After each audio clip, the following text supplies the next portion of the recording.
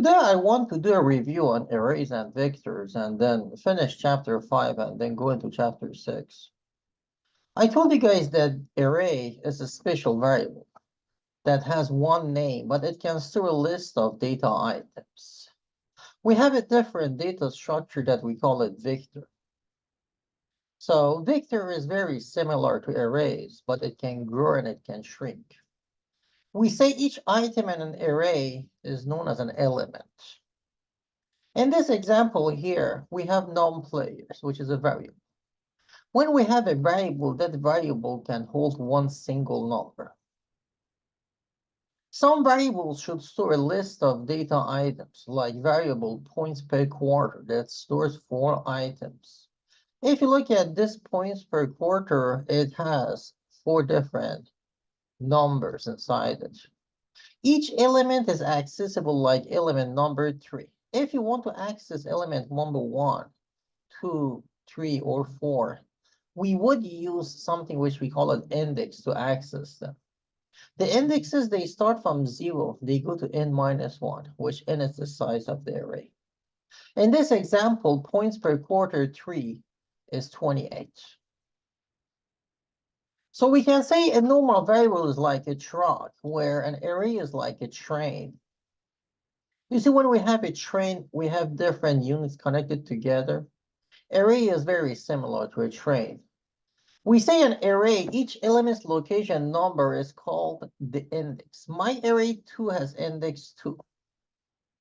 In this example here, we have an array. You can see each element in the array has an index, which indexes they start from 0. They go to size of the array minus 1. We have a different data structure that we call it vector. We say a vector is an ordered list of items of a given data type. Each item in a vector is called element. In this example, you see how we can declare a vector. We say vector, we put the data types in bracket, we put the name of the vector and number of elements inside parentheses. We have open and closed braces. These are braces. We have open and closed brackets. These are brackets. In a vector access, we can use .add function to access different elements in the vector. In this example here, we have a vector of 3 integers. We say vector int item counts 3. I say items counts at 0 equal to 122. The first element in the vector becomes 122. I say items count dot at 1 equal to 119. Second one becomes 119. I say item counts dot at 2 equal to 117. Third one becomes 117. If I say cout item counts dot at 1, it will display 119. This is how we can declare a vector in C++. In order to do that, we need to include a library, which is vector. When you say hashtag include vector, you're including this library, which is vector, and then you can use vectors. This is another example that shows how you can use vectors. Vectors ith element can be directly accessible. It can be directly accessed using .add I minus 1. In this example, we're using this library vector. We define a vector of 5 integers, and then I fill the vector, which you can see the first one I put 122, second one 119, 117, 117, and 116. I ask the user to enter in. I give the int person. I have an if condition here. I say if int person is greater or equal to 1, and int person is less equal to 5, cout int person, and then I use that number to access different elements in my vector. This is how we can define a vector. This is how we can fill the vector. And we could use conditions to check to see if this int person is in this range, then we can display elements in the vector. We have a function that is called size. A vector size function returns a number of vector elements. In this example here, I say hashtag include vector. I define a vector of 8 integers. I have a for loop here that I go from 0 to user val.size. I add 1 by 1 to the I.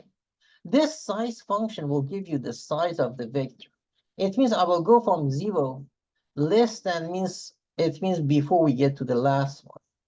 And then I fill my vector with different elements. You can see when the program runs, I put 599 minus 1 minus 44, 8, and I fill it. I can use another for loop to display elements in my vector. I say for I equal to 0, I list and user val size, cout user val at I. This for loop will go from the first one to the last one. It will get every element in the vector and it will display it. There are some challenge activities in your zybooks I want you guys to finish. There are some participation activities I want you guys to work on. You could iterate through vectors. In this example, you see we can use a for loop that we go from 0 to size of the vector, and then we access every element in the vector. In this example here, we have included the vector. We're defining a vector of integers, which we have 8 integers. I have unsigned int I and int sum val. I have a for loop here that I go from 0 to the size, and I get different values, and I put them in my vector. So the computer will ask to enter 8 integer values.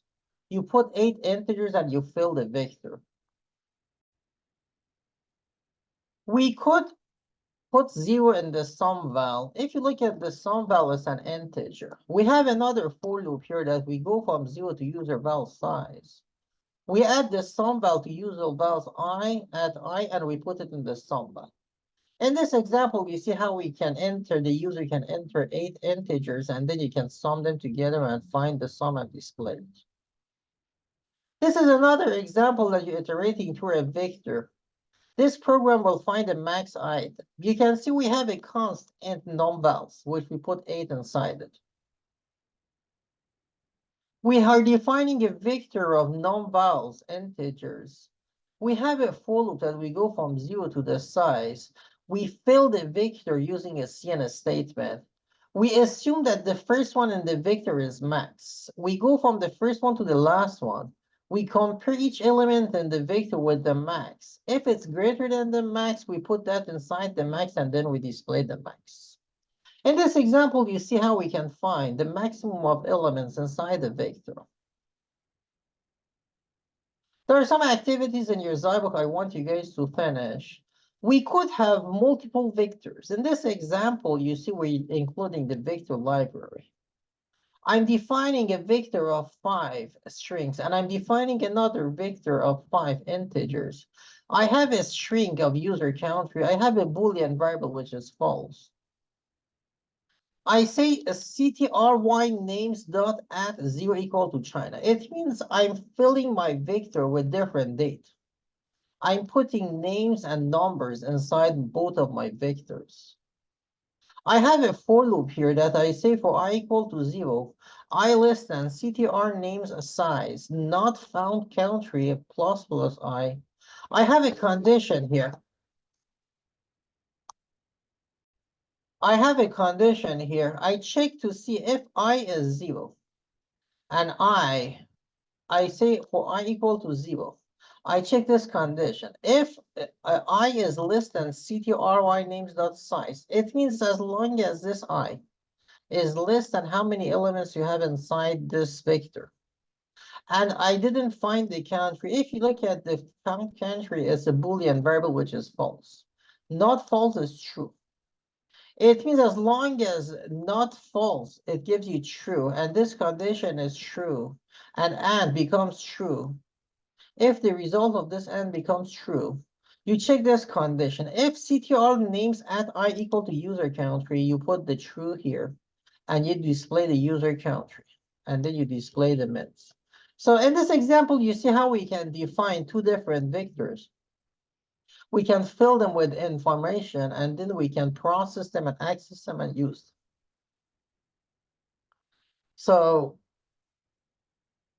there are some challenge activities in your zybook I want you guys to finish. We have a function that is called resize.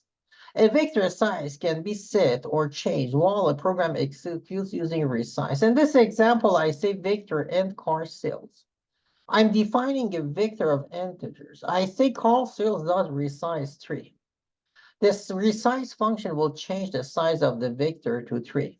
I say call sales at 0 equal to 121, 122. Call sales at 1 equal to 11. Call sales at 2 equal to 7. I'm filling my vector with 3 different numbers. So when you first declare the vector, the size is 0. You can access any element like calls at 0. You will have a one-time error because first when you define it, the size is 0. If you say resize 3, the size of the vector becomes 3. So indexes 0, 1, and 2 will indicate where you can put numbers, which you can put them inside your vector. In this example, we're including the vector. I say vector int user vals. I'm defining a vector of integers. When you say user vals resize num-vals, this resize is changing the size of this vector to num-vals, which the num-vals, you're getting it from the user. If the user puts 7, the size of this vector becomes a 7. You're having a for loop here that you go from 0 to the size. You get different elements and you put them inside your vector. You have another for loop that you go from 0 to the last one. You display each element inside the vector. We have a function which is pushback. A programmer can append a new element to the end of an existing vector using pushback function. In this example, I'm saying hashtag include vector. I have hashtag include iOS trim. I define a vector of integers daily sales. With this size, I can check this size before resizing. I push back 4 different numbers inside my vector. I display the size. Before the size is 0, when I put 4 different numbers inside my vector, the size becomes 4. I can use the cout statement to display the size. I can have a for loop that I go from 0 to the size. I display every element inside the vector. So you can see I get 521, 440, 193, and 317. We have some functions that they work on vector, like pushback. The pushback function can push different data inside a vector. If you have 55, 99, and 44, the size of the vector is 3. If I say players listed pushback 77, I'm appending 77 to the vector. I would have 55, 99, 44, and 77. The back function returns the vector's last element. Vector is unchanged. When you say cout player list dot back, it will print 44, which is the last element in the vector. It doesn't change the vector. The popback removes the last element. When you say players list dot popback, it will give you the last one. So if your vector has 55, 99, and 44, it would have 55 and 99. If you say cout players list dot back, it will display the last one. If you use a popback on it, it will print 99, and the 99 goes out of the vector. You will have only 55. If you say player list dot popback, that would be void, because your vector becomes empty. You can see how we can use pushback, back, and popback. In this example, I'm including this string and I'm including the vector. I'm defining a vector of strings. I have a while loop that I say while a grocery item is not equal to done, I push back the grocery item inside the grocery list. I get another grocery item. If you look at this output, you can see it says enter grocery items are typed done. The user will put orange, apple, bread, juice, and done. So I'm pushing those different items inside my vector, which is the grocery list, which is a vector of strings. I say while grocery list dot size is greater than 0, a grocery item equal to grocery list dot back. Grocery list dot popback, cout grocery item. So you can see this while loop will check this condition. And then as long as this size is greater than 0, it will take out the items and it will display them. And then you will get all the items inside the vector. There are some challenge activities here that I want you guys to finish. You can use a loop to modify, copy, or compare vectors. In this example, we're modifying a vector during iteration. We're converting negatives to 0. We have a vector of 5 integers. I have a for loop that I go from 0 to the size. I fill my vector with different elements. Computer will ask you to enter 5 integer values. The user puts 67 minus 5 minus 99, 4, and 22. In this example, I say for I equal to 0, I less than user val size plus I. If the user vals at I is less than 0, user val at I equal to 0. Every negative element inside the vector becomes 0. I have another for loop here that I go from 0 to the size. I display everyone. I can display 67, 0, 0, 4, and 22, which every negative number inside the vector is now 0. You could have vector copy operation. In C++, the equal operator performs an element by element copy of a vector, which we call it the vector copy operation. In this example, we can see how we use equal to copy vector. We have a vector of 4 integers. We have another vector of 4 integers. I fill my vector with 10, 20, 30, and 40. When I say sales price equal to average price, I'm copying the average price into the sales price. I say sales price at 2 equal to 27. Sales price at 3 equal to 35. I'm putting 27 and 35 at index 2 and 3. When I display my original price vector, it will display 10, 20, 30, and 40. I have another for loop that goes from 0 to the last one. It displays the sales price at I. It will display 10, 20, 27, and 35. So you can see with this equal, you can copy one vector inside another vector, and then you can display it.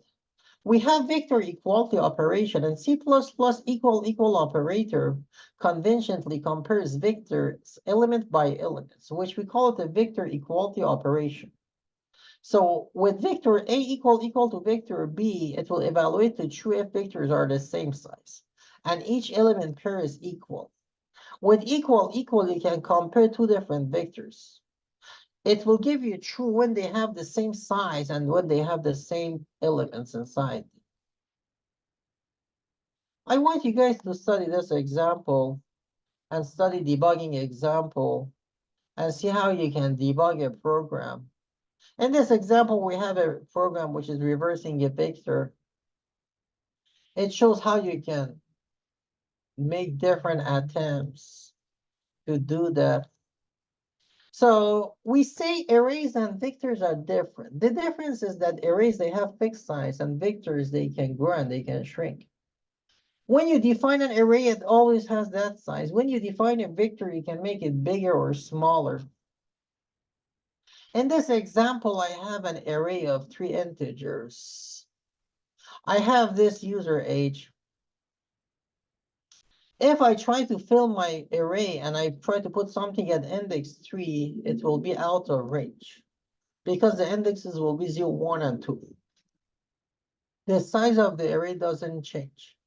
But if you have a vector, the size of a vector can change.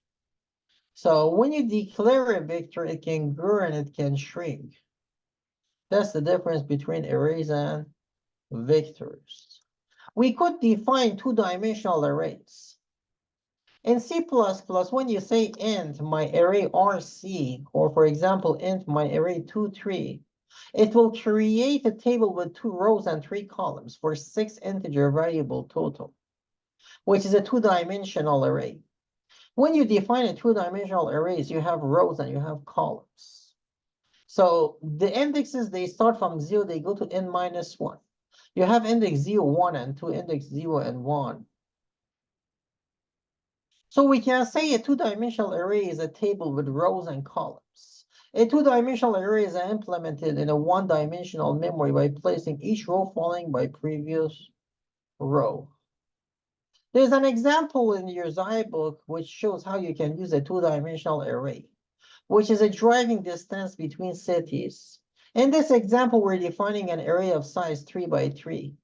I'm filling the array with different numbers, which when you have a two-dimensional array, you have two different indexes, 0, 0, 0, 1, 0, 2, 1, 0, 1, 1, 1, 2, 2, 0, 2, 1, and 2, 2.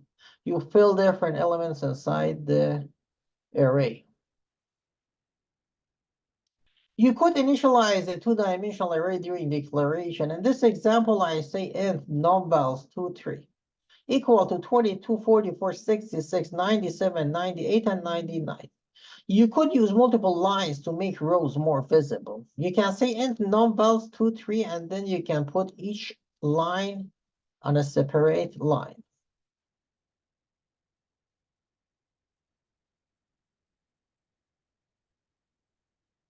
So sometimes a programmer is going to define sequence of characters, which we call the string.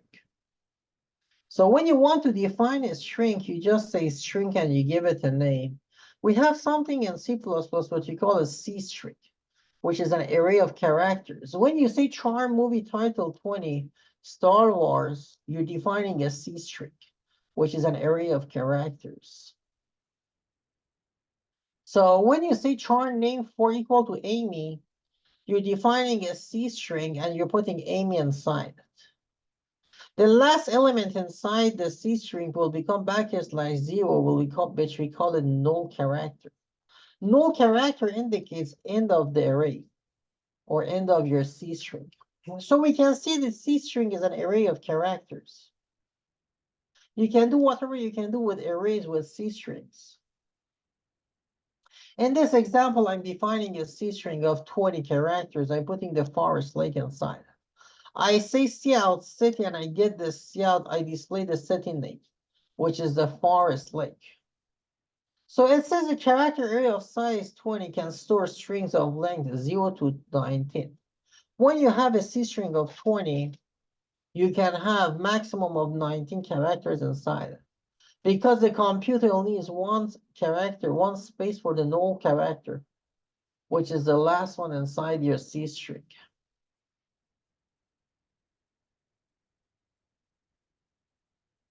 I want you guys to finish these activities and study this chapter. We have some C string library functions. If you want to use them, you can say hashtag include C string. So in this example, you see I'm defining a C string of 100 characters. I'm defining another C string of 20 characters. I'm defining an array of 10 characters. With strcpy, you can copy one source string inside another string. When you say strcpy target text and user text, it will copy UNICEF plus null character. So with strcpy, you will copy the source into the destination. With strncpy, you can copy up to num characters. When you say strncpy org name, user text 6, org name becomes UNICEF. It means you can copy a specific number of characters from this C string inside that C string. With strcat, you can copy source str to the end of the destination str. When you say strcat org name user text, it will copy United Nations UNICEF. With strnchat, you can copy up to non-characters to destination string and then append the null character. These are some functions that you can use. When you say strcpy target text ABC, target text becomes ABC. When you say strnchat target text 1, 2, 3, 4, 5, 6, 7, 8, 3, target text becomes ABC 1, 2, 3. I want you guys to finish these activities. We have some string information functions like strchr. which returns null if the search character does not exist in the source str. Else returns address of first happening discussed elsewhere. We have strlen, which returns number of characters and source string up to, but not including first null characters. We have strcmp, which returns 0 if the str1 and str2 are equal, non-zero if they differ. In these examples, you see how we can use these functions. So with this str compare, you can compare two different C strings. With str length, you can check the length of a C string. With strctr, you can check to see if a character exists in a C strings or not. We have some character library functions which are defined in the CC type. In order to use them, you need to say hashtag include CC type. When you have a C string, we have is alpha, which returns true if C is alphabetic, like A to Z or big A to big Z. We have is digit, which return true if the C is in numeric digits, like 0 to 9. We have is a lum, which returns true if C is alphabetic or numeric digit. We have is a space, which returns true if the character is a space. Is lower returns true if the character is a lowercase, which is A to Z. We could use these functions to check the characters, like we have also two upper C and two lower C, which if the C is lowercase, the alphabetic characters returns the uppercase version. The two lowercase, if the C is an uppercase, returns the lowercase version. You could convert a character to lowercase or uppercase using two upper and two lower. In this example, you see how we're using some of these functions in the CC type. Like is alpha, we'll check to see if it's alphabetic or no. Is digit, we'll check to see if it's a digit or no. Is upper, we'll check to see if it's uppercase or no. To upper, we'll convert it to uppercase. There's an example in 5.16 which shows how you can annual salary tax rate can be calculated with vectors. I want you guys to study it. There's another example that shows domain name validations with vectors. I want you guys to review it. This chapter has some labs, which I want you guys to finish them. If you have any questions, let me know.